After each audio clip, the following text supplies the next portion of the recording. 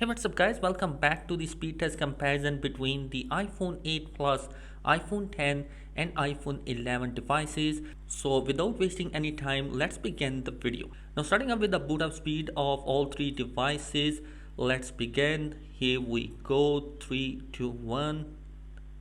As you can see, the logo has been appeared on all these devices, and see which device is going to be load up first.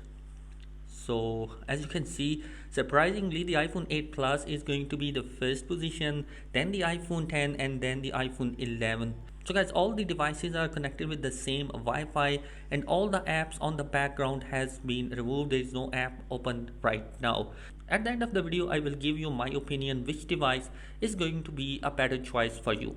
So stay tuned and enjoy the music, and I will catch you at the end.